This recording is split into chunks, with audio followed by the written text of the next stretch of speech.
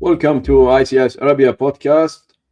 Glad to see you guys again, and we have a very special guest, Donovan Tindill. Welcome to the show, Donovan. Thank you. Thank you for having me. You're welcome. So today we will be covering a very interesting topic. It's the OT maturity model, or the OT cybersecurity maturity model, and we will discuss why it is important based on the experience of our guest. Donovan has been doing OT and OT cybersecurity for decades now.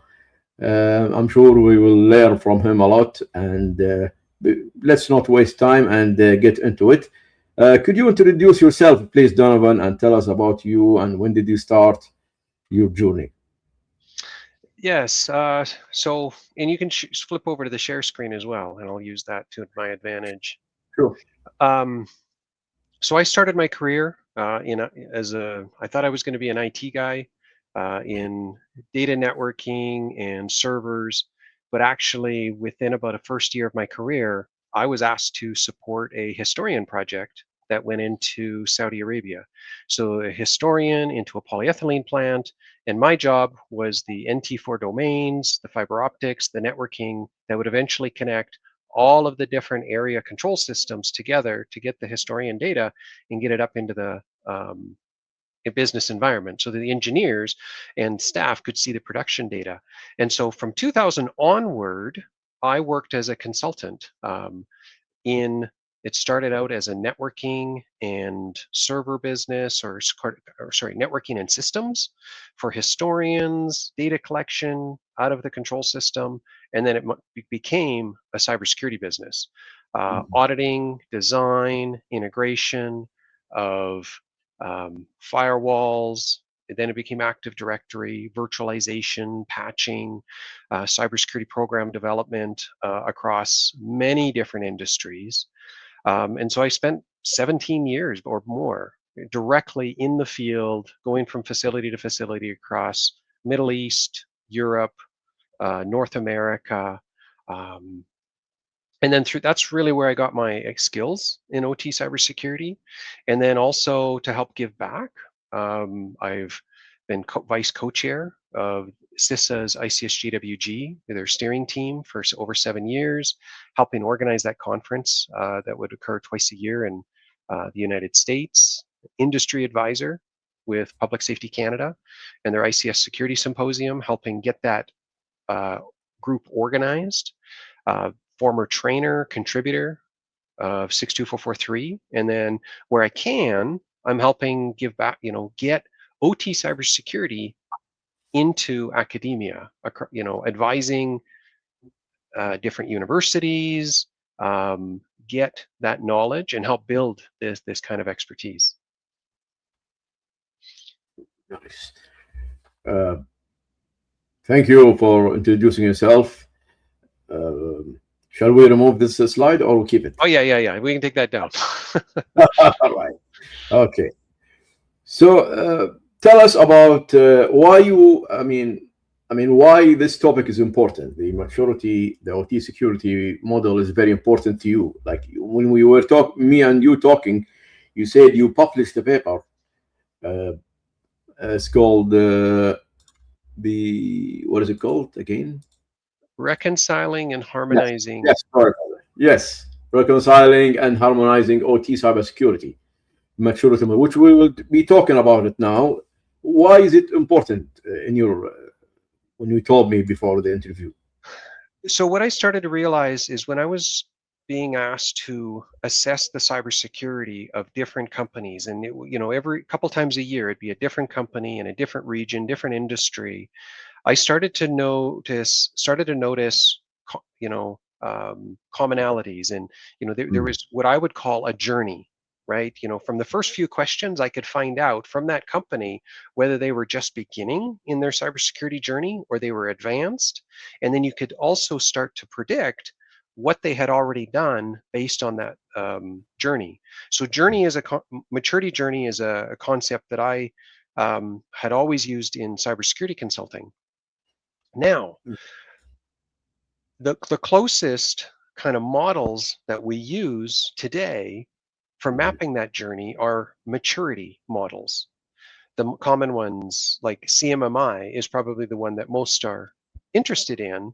But what I found was it, like, when you would assess a customer or their environment, you would have subjectivity even amongst, the people that were on that team in terms of what level that cybersecurity program was. And so some of the problems arise, variability, inconsistency. Somebody might round up, somebody might round down. And then over the years, now we have multiple cyber maturity models. We've got CMMI, which, there's the free version, 1.3. ISACA bought the CMMI Institute. It then went to a licensed private version. We see parts of it in 62443, NIST CSF, C2M2, etc. And actually, I find that it doesn't help anyone because now you have multiple maturity models to choose from.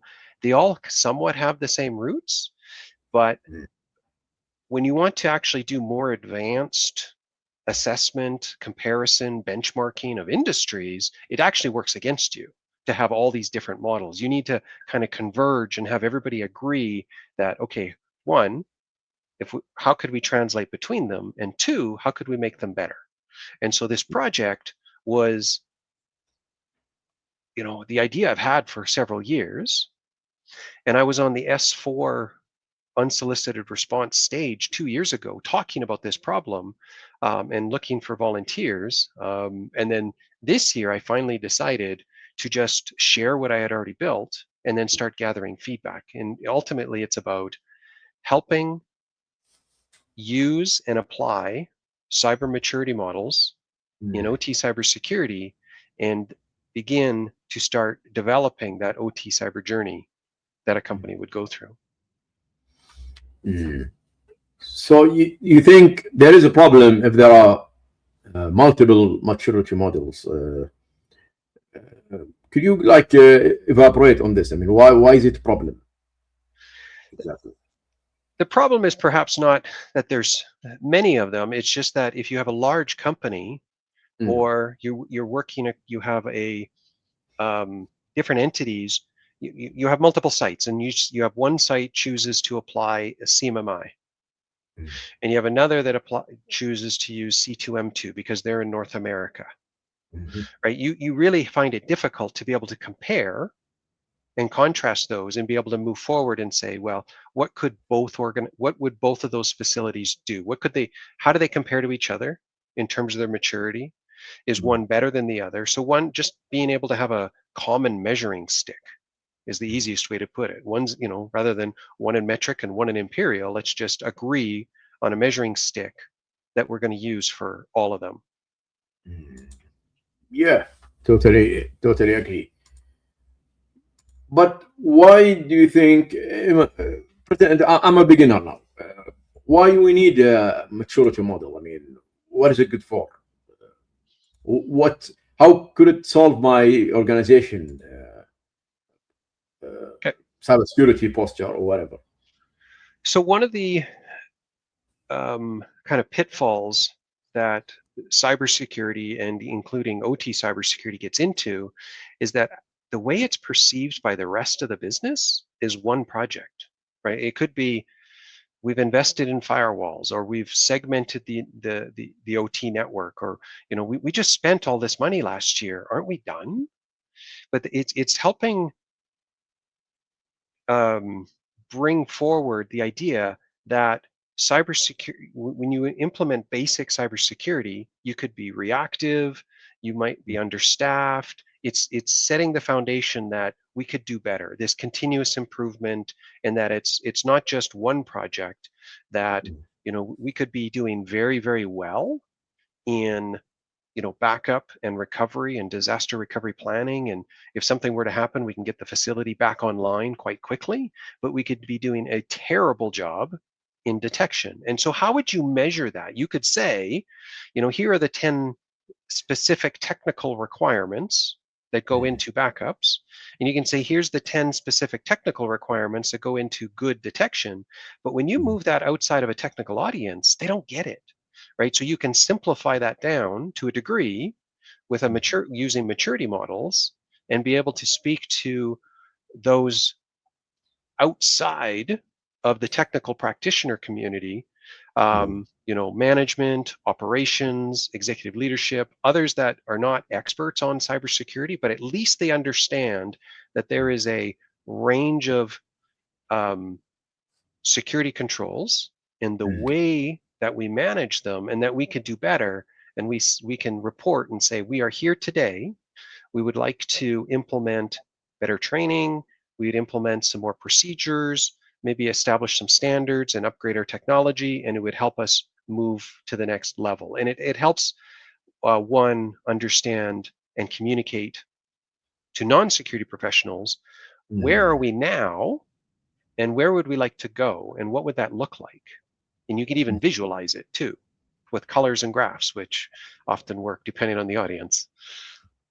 So the terminology or the concept is made especially for the business people, non-technical people.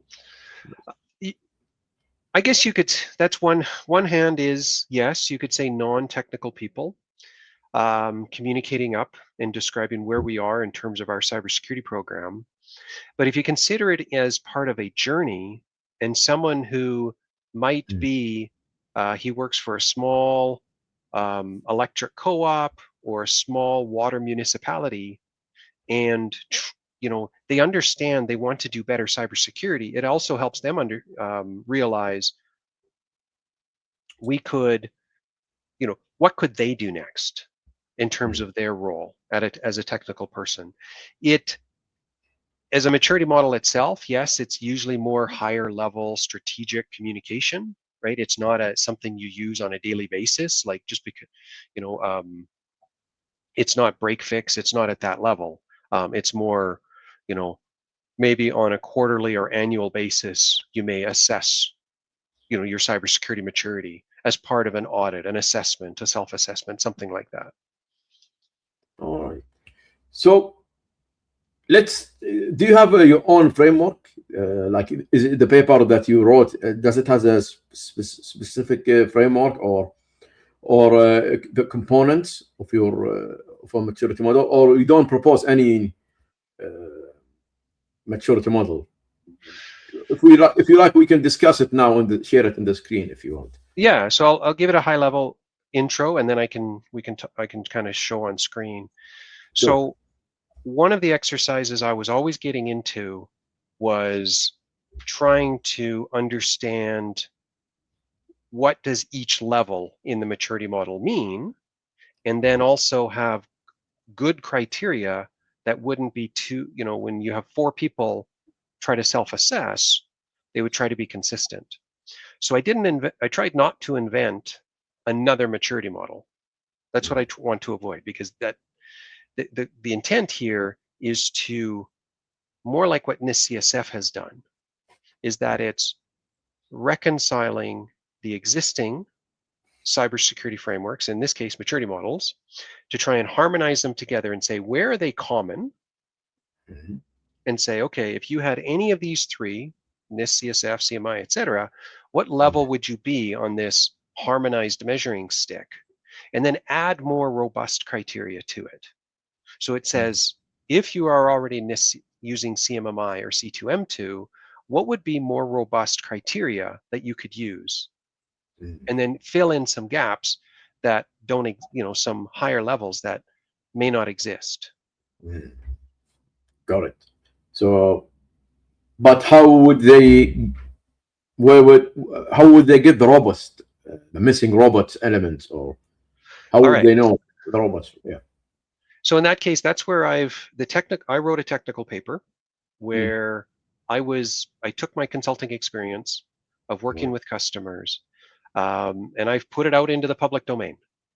And that's really what today's discussion is about, is providing an introduction, describing to others what I've done with this technical paper, and I've been very transparent, or tried to be, about the process I went through to try and bring them together. So if there's a fault I made in one of the steps, that's fine. I tried to be transparent, so it's not like what I don't want it to become is a black box of here's the existing frameworks in, and here's this new one that comes out, very transparent about the steps I went through, and if there's a mistake, that others Yeah. can criticize and improve and say, let's do this better. Because that's really what I want to do, is take maturity models to the next level, include the expert experience of others, and just kind of crowdsource a continuous improvement maturity Yeah. model is the idea.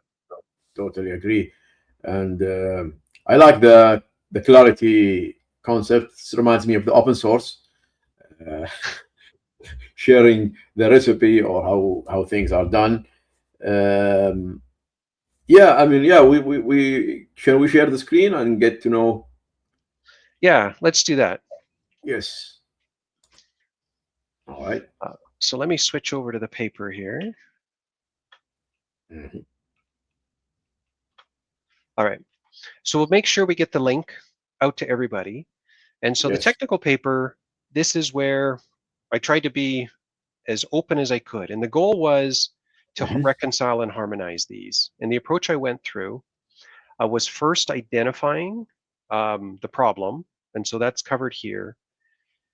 And then identify which existing frameworks are available in the public domain. And what you quickly encounter is that for me to put anything in the public domain, unfortunately, due to intellectual property, I cannot take anything from 62443 and put it in here because it's not intended for that. You need to license it, and that Yes. also makes it challenging to put the latest CMMI, right? Like if I would have loved to, but it's not in the public domain.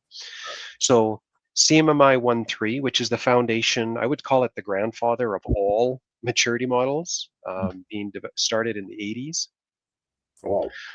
Um, what are a review of all the maturity models that I could find that could be applicable to OT cybersecurity, an introduction to each of them, Hmm. CMMI v2, a little bit about it that's available in the public domain. NIST CSF talks about risk management tiers, and I Hmm. introduce those. C2M2, and then we go from there. Then I go into what are some of the known issues. When you're applying these, there's bias in either in terms of the assessor or the organization. So if you ask, I've seen self-assessments go out to organizations, and what'll happen is that some sites, if they feel that if they report low maturity, that it'll work against them, they'll be optimistic. They're like, oh, we're doing great. We've got high maturity in incident response and detection and all these things. But we're trying to avoid that bias, because if there's bias, that means there's subjectivity that allows for this, right? That allows you to round up, or to, you know, and that's one of the problems that come with maturity models. So this Yeah. section, if there's other challenges that exist, a friend of mine, he talked about one that some organizations feel that the highest level of maturity is a waste of money, right? Like, by using maturity models, you end up determining that maybe 80% of the way is good enough, right? So, what it causes that, that would be an improvement I want to add into this section as to what Mhm. thinking leads to this perception that you only have to go so far. And why Mhm. would you, right? So let's just acknowledge that and get it out into part of our conversation. Mhm. The methodology that I went through I took more of a keyword based approach. There's action words within each of these. And by using these action oriented descriptors, ad Mhm. hoc, managed, defined, measured, and kind of fit them together, then you can start aligning them into their columns, and you can start aligning the different frameworks against each other. At the same time, you can create a larger set of words or interpretation, to a better definition of what those maturity columns are. Mhm. Well. Um, CMMI has a lot of process areas and generic goals and practices and a lot of great information in there. But in some cases, it needs to be distributed across this building phase of a cybersecurity program, because it's this, I call it the gutter, or almost like this partial area. What happens is an organization that starts their journey on OT cybersecurity, they will report that they are partial maturity for maybe 2 to 3 years as they're building the program. And that doesn't work in their favor. So what you need is something in the lower levels that gives them recognition of making improvement. So decomposing parts of CMMI and recognizing that, identifying a champion, that might be an early stage, and kind of breaking that out. And so I tried to break that out. Then break them out into levels, reconcile, introduce, and then provide traceability with this tech paper. And so here's the results. Here's the keyword analysis, from CMMI. Others like it. And I even looked beyond the ones in the public domain and others, and try and come up with what were the common keywords, what made level two, right? It's basic project management. It's being performed now. It's documented. It's probably site specific, not organization wide, and expand upon that. Because one of the problems is this subjectivity and wiggle room, and trying to eliminate that subjectivity and wiggle room. Then when you bring in CMMI and all of the process areas that it asks for, then you add a lot more rigor into each of these levels. And I convert that over into what were the kind of requirements that went into each of those levels. When you're initiating, when it's managed, when it's defined, what's the simple way of defining what that maturity level means? Reconcile the different ones together, come up with a definition for each of these, a written definition, and then this is kind of the summarized result, that CSF partial aligns with this type of definition.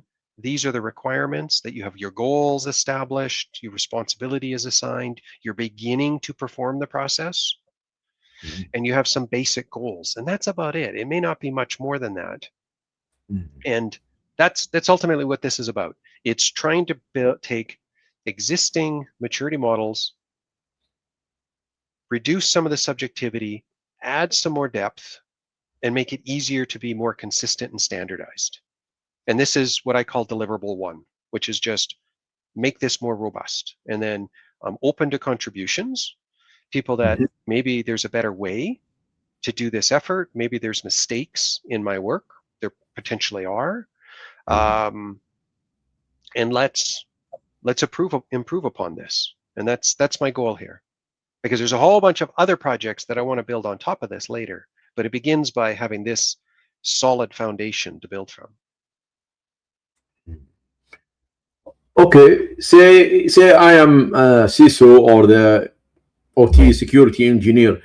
How a technical person could interpret this model, or this finding of yours? I mean, could these be translated into technical language, or like details, or it doesn't have to, just high level? I would begin with high level, and I would probably look at maybe 2 tiers of assessment. One might be at a facility, like an operating facility, right? Like a small gas plant, maybe a manufacturing facility, and just looking generally across the OT cybersecurity program, what is generally in place, and just going across the bottom here and checking the boxes. Is there a policy? Do you have stakeholders assigned? Is there basic training? Is there a sufficient staff? And if there's stuff missing, you get a generalized view of where that facility sits.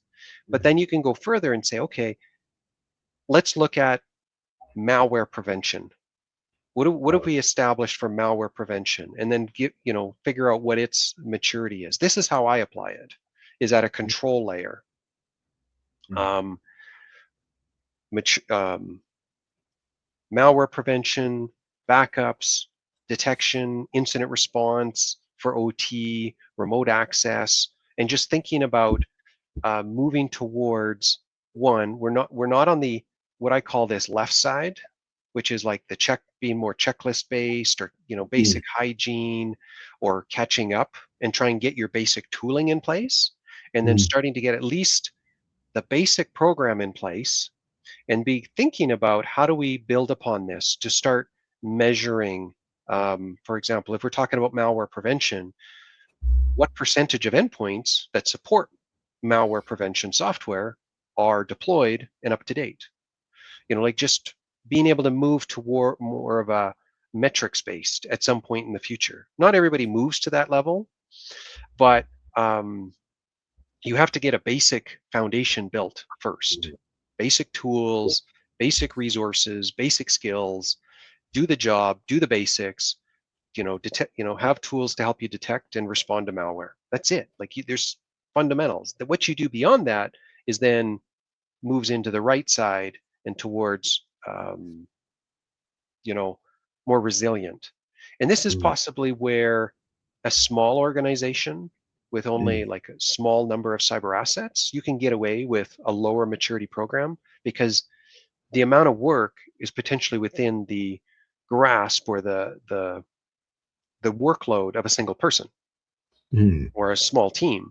But if you're looking to deploy this across multiple sites, across different Europe and Middle East and North America, then you need higher maturity to drive standardization across multiple sites and the education and all of that. Like you cannot get there without higher maturity to help you standardize that program. So what I understood, the maturity model helps you see the direction, the destination, where you're going. It determines how do you move in this journey, and then everything falls under that. From my understanding. The where are we now in terms of how are we managing it? Are we reactive? Are we firefighting? Could we do better? Do we have enough resources? Recognizing that and being able to drive a conversation that says we're understaffed, we don't have enough training to be able to get those resources. That's the first foundation for this. It helps drive support for some of the governance, policies, staffing. The technical requirements in terms of what you do underneath, what tool do you buy, that is not defined here, right? Like it doesn't say you need to have whitelisting, or you need to have a kiosk, or you need to have an NMS tool. No, that doesn't quite come in. It's just ensuring it's more higher level that you have a tool that supports the objective of incident response, malware prevention, those types of things. Okay, but somebody might ask, then what's the role of ISA 62443? Doesn't it help to establish a maturity model? So if you were to layer this with 62443, like you have the 2-1 document, which is the security program. And if you were to pick up that document, you would assume you have to do all of it, which is not possible. You have to incrementally, you have to establish your cybersecurity program, you have to get a governance in place. This is more that journey, and it's not articulated strongly in the 62443 documents. They do a very good job of saying all the requirements you can do. And if you get into some of them, like 2-3 patch management, 3-3 security levels, they give you the technical levels of that you go into. But you can implement 62443 and do it in a very ad hoc kind of way. You could be in the left-hand side of this and follow the principles of 62443. But if you have documented standards and you have a team of individuals, you've taken that 62443 document and you've developed your own standard based upon it, then you're starting to move to the right. So there's protection levels, there's maturity levels. They do talk about it in some of the documents. If I recall, it was the 2-2. They speak of protection levels and maturity levels, but it's also, if I recall, it's only two levels as well. Like, it's not as detailed and robust. And the idea would be is that you could take this and use it to enhance and have more granularity in your 62443 adoption, or NIST CSF, or the Saudi OTCC as well.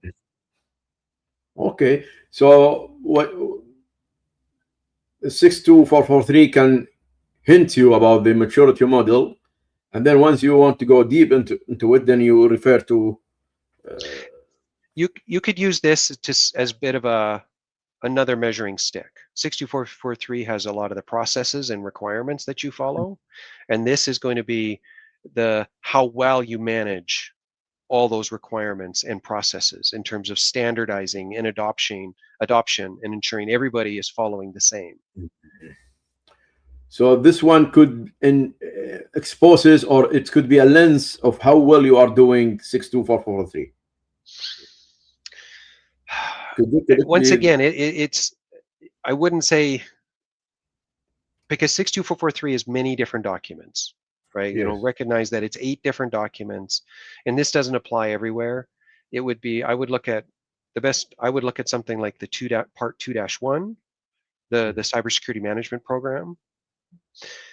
It would be all of the requirements you need to implement, but as you are in progress, you can use this to say, this is how far I've gotten in the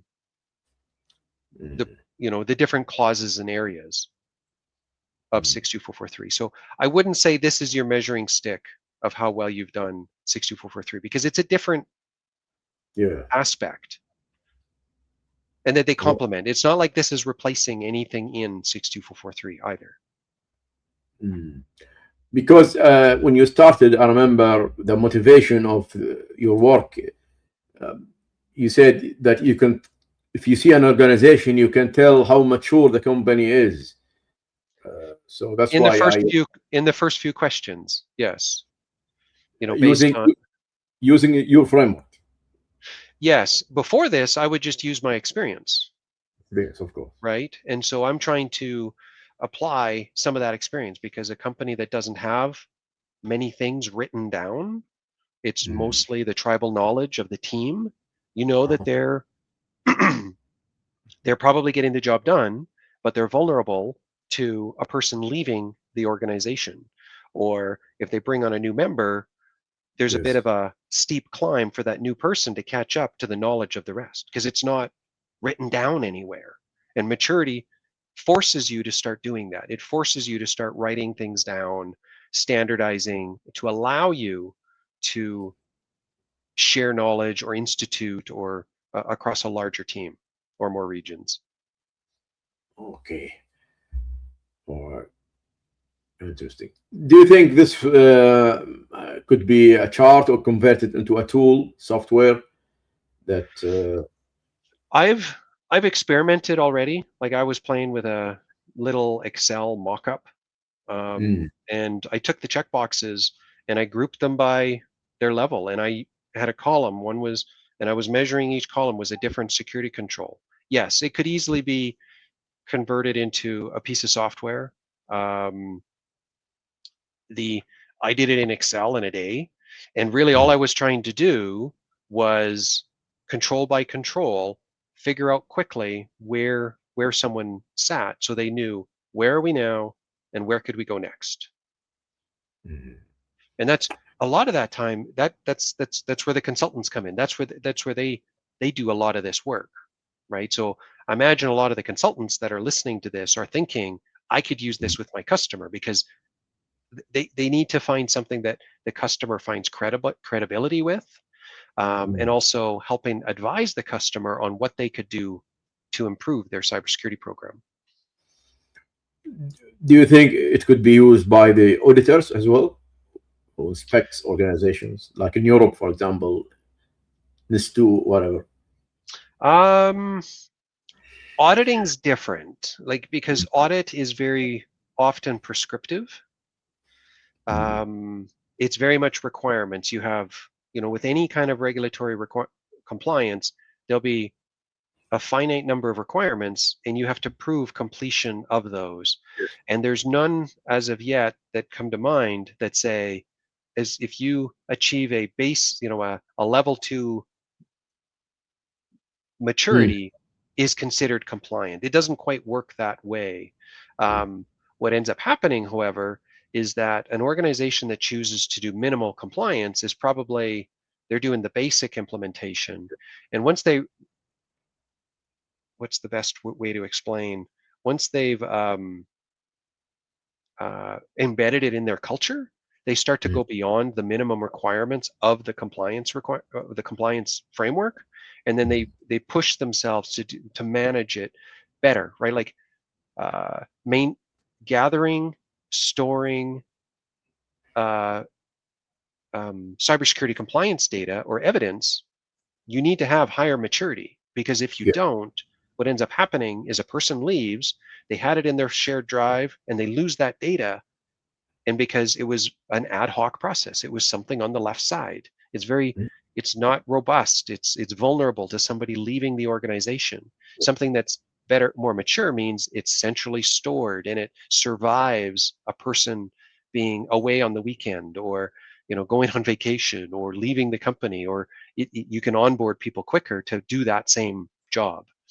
Mm. Um, so maybe the best way might be, or if you're dealing with compliance, is will your processes, those on the right, are more have a higher likelihood of producing the outcome you'd expect. That's maybe the best word to think about it. you know Mm.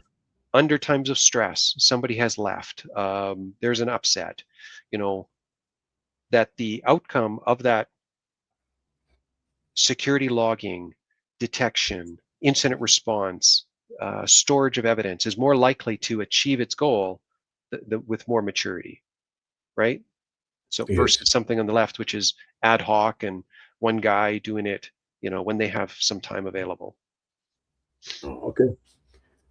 And certainly, it's not similar to the security levels they have in 62443, because No, no, no, because yeah, the security mm. levels in 62443 Mm. are grouping of technical security controls Yes. to essentially mitigate a Mm. specific capability and intent, right? Yes. So level 1 is more casual, accidental. So Mm. if you implement the SL1 controls, they're sufficient at, you know, mitigating that intent and capability. And as you work your way up, then obviously you work your way up to nation state, which is highly motivated, lots of resources. There is somewhat a parallel. Yeah. I've done it as well, where you take security level on one axis of a scale Mm. and you put maturity model on the other. And what ends up happening is you're actually kind of step laddering your way through. In order to Ah, achieve high, like SL4, you cannot yes. do that. It's hard to do with an ad hoc program. So how do you ensure um, all the more complicated controls are in place across the Mm. entire population without a higher maturity program to sit over top? So they kind of go together. Lower security level can be usually managed with lower maturity, but as higher security level, you need more maturity to just hold it together. So even without they knowing anything about maturity level, if they manage to implement security level 4, they are mature. Like you said. It implies that you have to do certain things to get there. Yes. Exactly. People are Mm. already on that journey. So that's the parallel between that cyber maturity journey, is that in order to accomplish the higher order things, you have to have the foundations, and it's often Mm.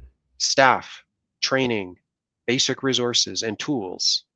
Mm. You get those in place, which is largely the left-hand side, and then you get better at managing it with documentation, processes, consistency, measurement, KPIs. etc., which is on the right. Okay. And who do you think should take care of implementing the maturity model? The managers, the CISOs, who? What engineers?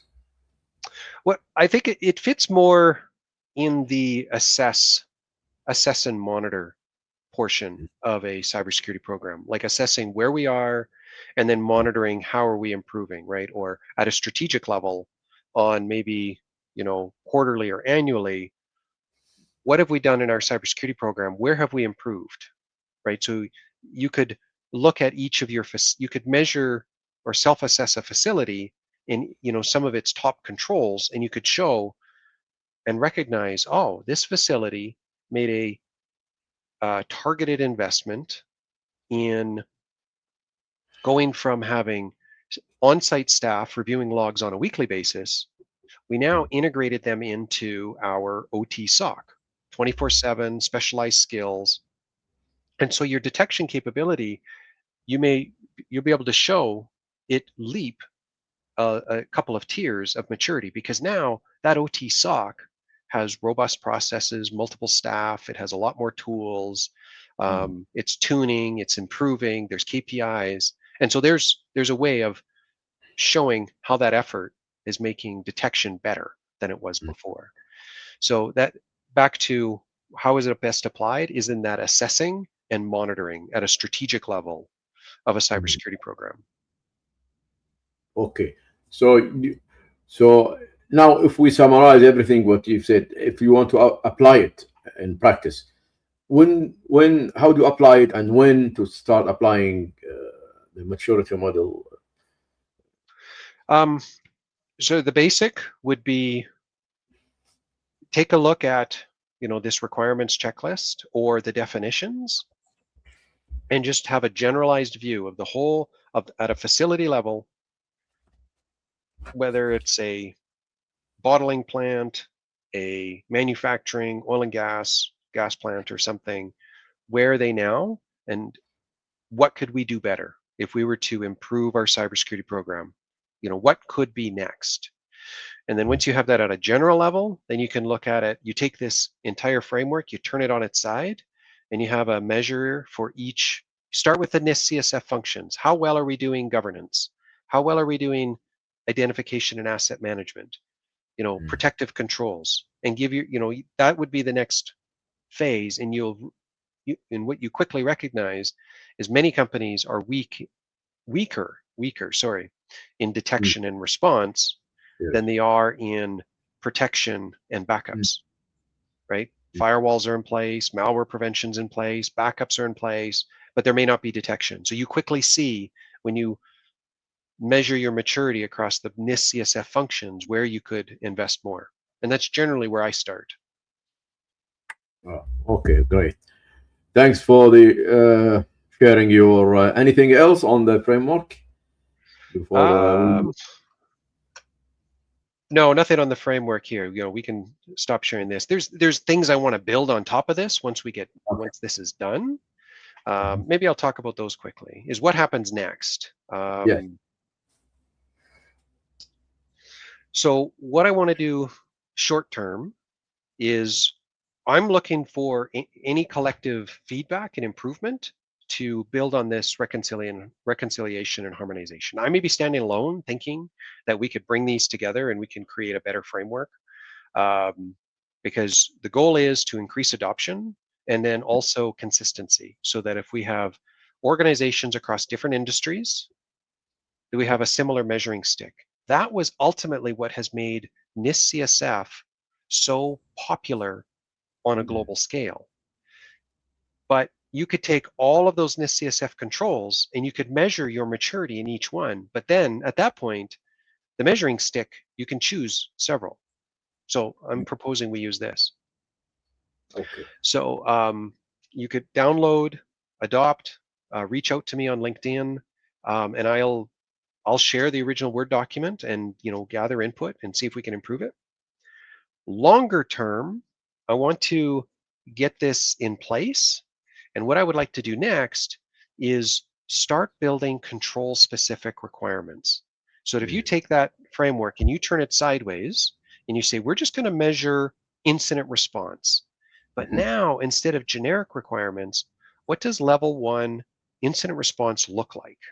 Oh, logging is enabled for half of the population, or it's not yet centralized. And as you work your way up, you start identifying, oh, when does a SEM make sense? When does it make sense to have it centralized, right? And you work your way up. That would be the next kind of phase, is to put more aligning things like the 62443 security levels, or the C2M2 technical controls, or the CIS implementation groups to these levels to say, what are the technical requirements that go with it? So that would be next. Once you have control requirements in place, then you can start aligning data to that.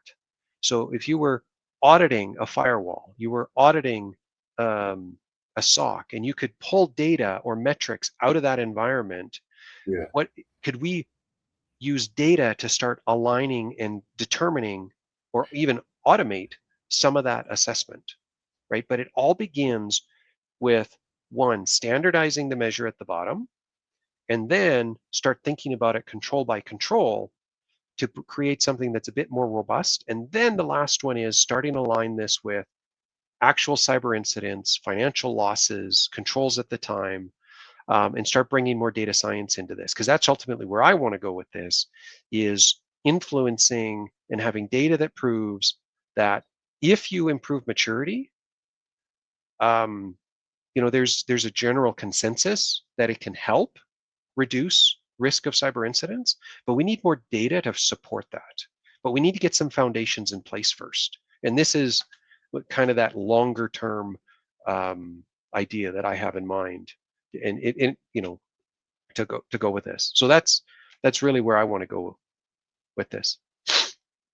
Yeah, I mean, I totally agree with the long-term point 3, because I was a bit skeptic when you started, because I don't like the checklist thing, because I mean, I want to be backed up and done right. But once you said the data-driven, this will solve.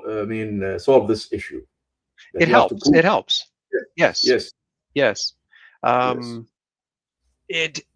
And not every company, and I've dealt with companies where they struggle to even do the basic checkboxes, right? Like they're just not mature enough. The Middle East is a region that invests well and is generally higher maturity to begin with. So this is considered basic and elementary for that type of many of those types of facilities.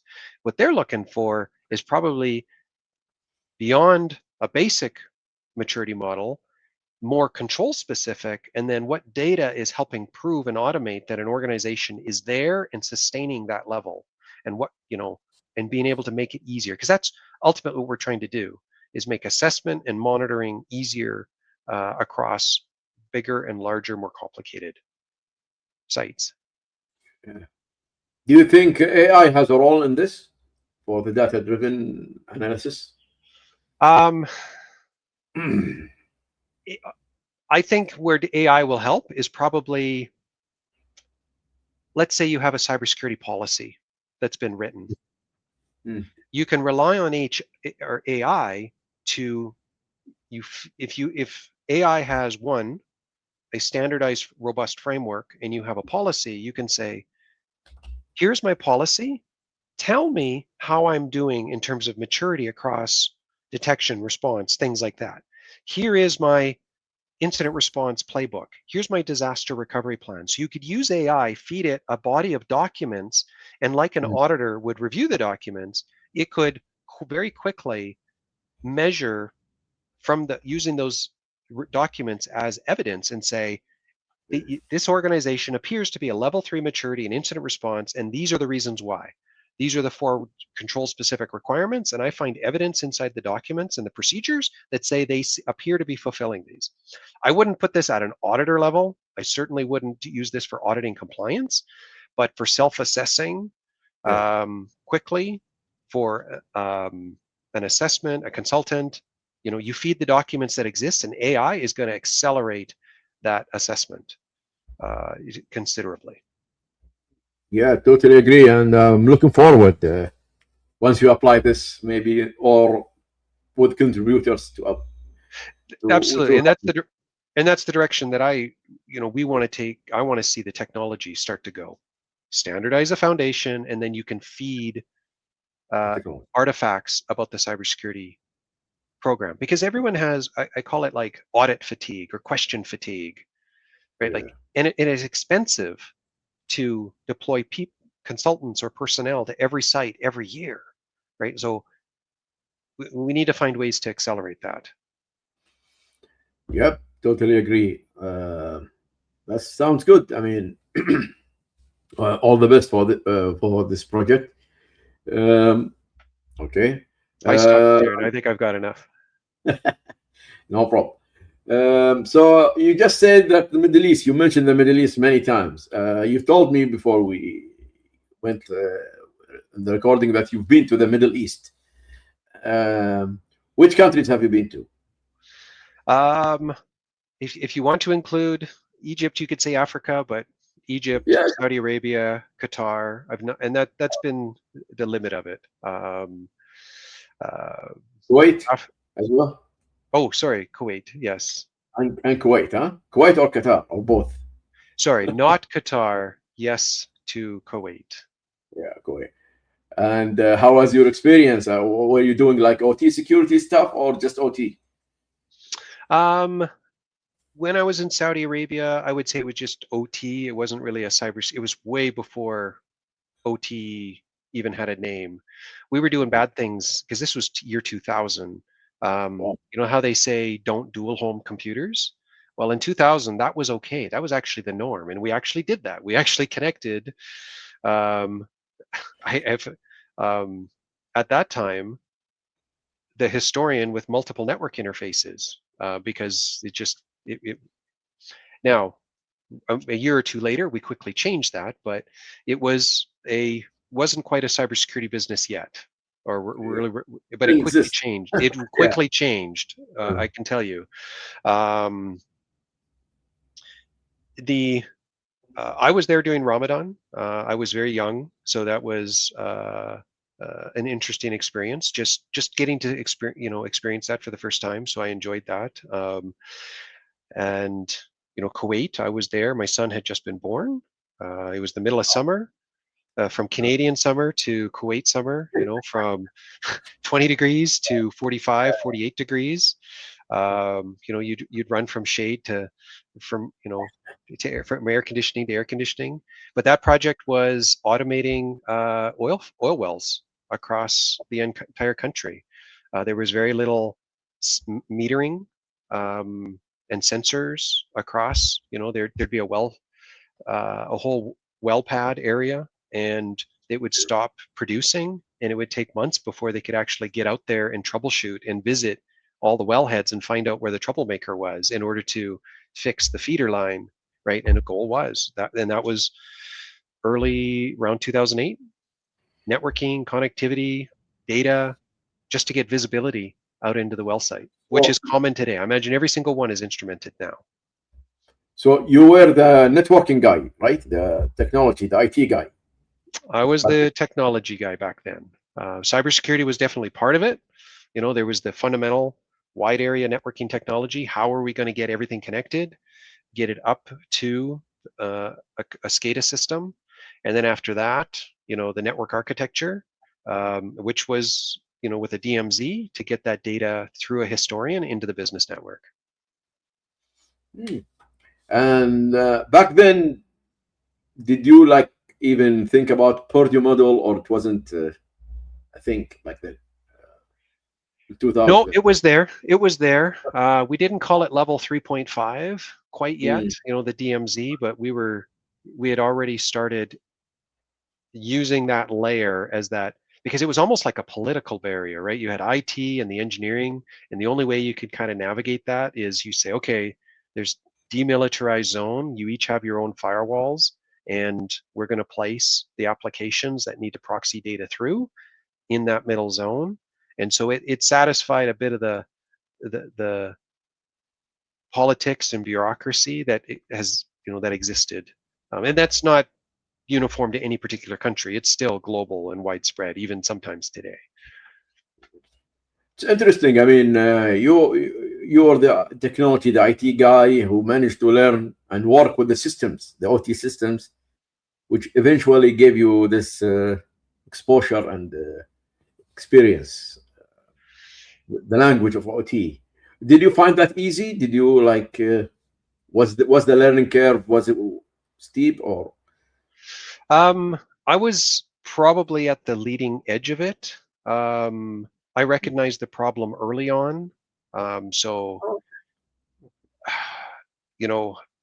that's actually, it was around 2002 Yeah. when I started seeking out ISA 99 and contributing to that way back then. I started to see this layer between the IT group and the control and automation team, that they need to be connected. There's a technology layer and there's a people and knowledge layer. And we actually targeted that business. We actually called it industrial network services in the early 2000s, knowing that these would have to be connected together, and they needed somebody that could translate the language and safely move information back and forth.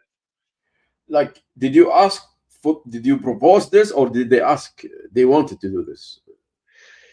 Generally, the problem was, I want to get plant data into the business network. I need to see what we've got for operations, and I need to get it into my ERP, or I need a daily or quarterly report. That was the problem they were trying to solve. And then that was the problem. And then, we were the systems, network, and infrastructure team that would make sure that we could do that reliably and securely. Yes, interesting, especially for IT people now. Currently, in those days, I'm sure it's different, and they want to move to OT. What would you, because you have extensive experience, would tell them or an advice?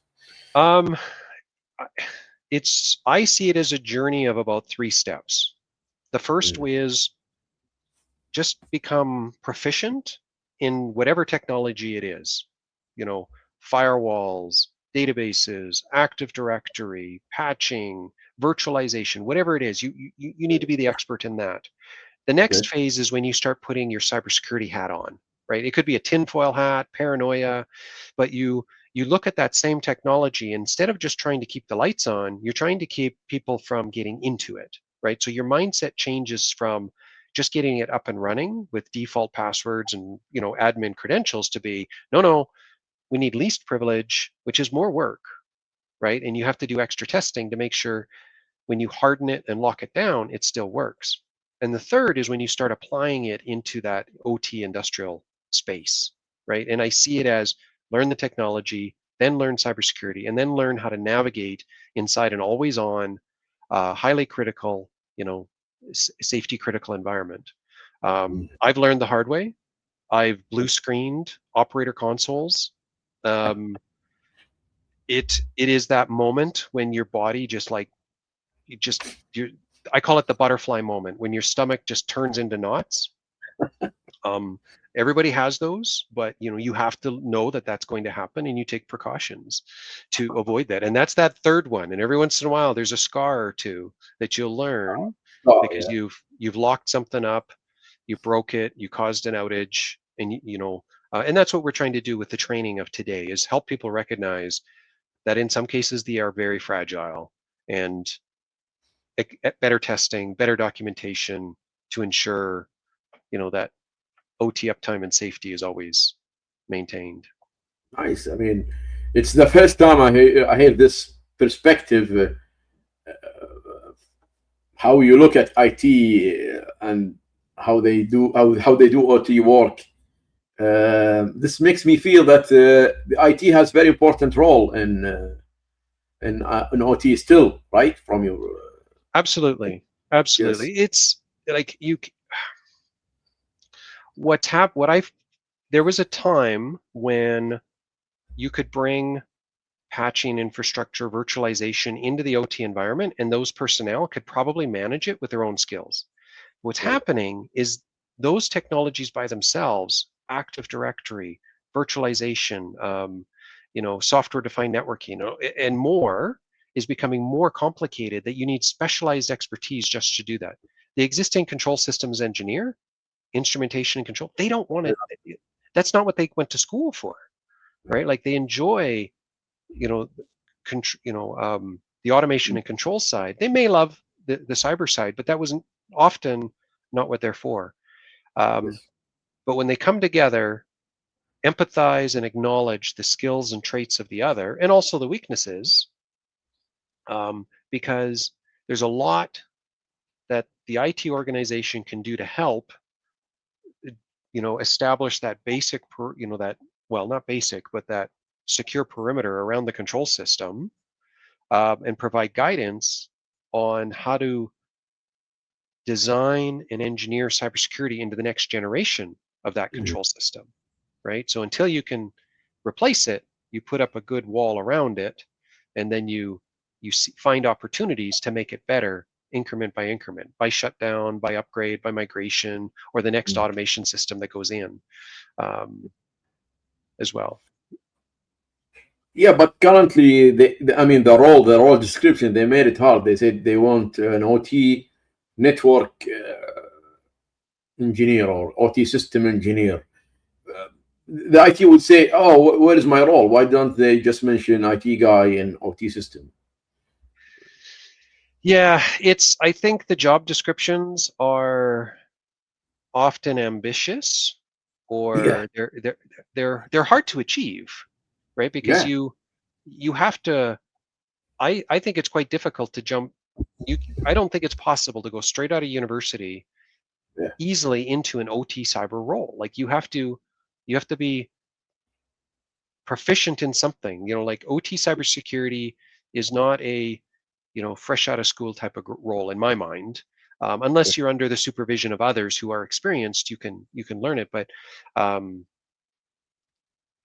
there's just those three different aspects: knowing the technology well, how to secure it, and then the constraints of that operational environment, and being able to navigate those together. And to find somebody that's done it, it's today. I don't know. There's a lot of it is just learned on the job. With the mentorship and guidance of somebody that is ahead of you in their, career. Yeah, I mean, totally agree. I mean, why don't they just say we want an IT guy or network guy who can do AD and whatever virtualization, but to work in the industrial, then they will get more people, I think. I think it can be done. Yes. Like when we were building our consulting business, we would hire experts in networking and Active Directory. Okay. And then we would train the gap. Right. Yeah. So they wouldn't be allowed to, go to the site unsupervised and configure and change systems. That would be someone, the mentorship structure, someone more senior supervising the work and helping them understand what can be performed and what can't be. But it's still, OT cybersecurity is still very much an on-the-job discipline. Like it's the majority of the skills they're learned on the job in the field today. And even the training programs, they're doing a great job of helping. What would be the best word? Understand the terminology, the constraints, how to navigate. But it's just a lot of knowledge. Yeah, totally agree. So that's it, Donovan. I think this wraps everything. Thank you for joining us. I've really enjoyed talking with you. I've learned a lot from you. Any last word before we? If we do the screen share, I better share it. Then I will put that link out there. Sure. That there it is. Okay, let's see. Yep. Just to make it easy for everyone to get to the technical paper, find it through the blog, download it, review it. If you think it works, or if you think there's mistakes, let me know. Contact me via LinkedIn or via my email. there. Sure. And then we'll start improving this, because yeah, this works when there's consensus, not just consensus, but like greater adoption and momentum. Sure. Okay. Great. Anything else you would like to say?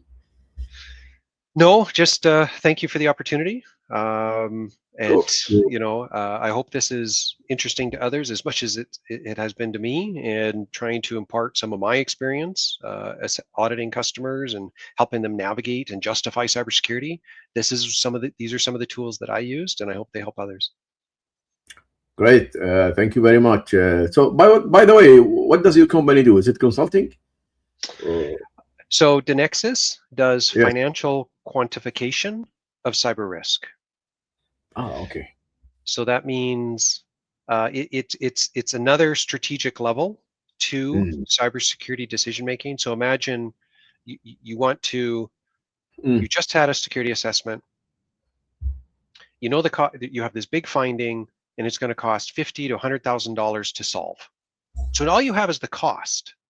What you don't know is, what if we did nothing, or what if we had proceeded with that mitigation? So let's say we're going to go from a single person reviewing logs on a weekly basis to a 24/7 SOC. Consider the mean time to detection. One, it could take a week before you detect something inside the environment or more, whereas a SOC could be down to hours to detect and contain.